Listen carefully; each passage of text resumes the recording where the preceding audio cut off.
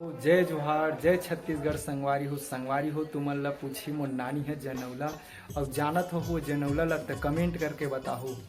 तो अब नानी है पूछी संगवारी हो ये बोल दे। हाँ ये जनौला पूछ दे हमारे संगवारी मन ला मन बताइए।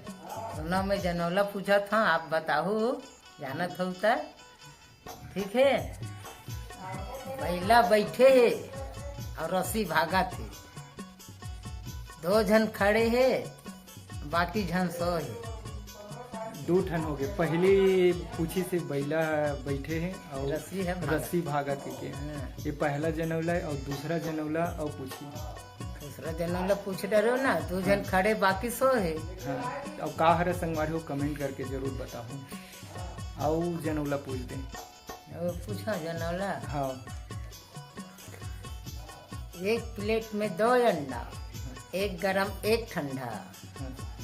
तो कहा रे संगवारी हो तुमन कमेंट करके बताओ। सूखा तरिया में कोकड़ा फड़फड़ावत है।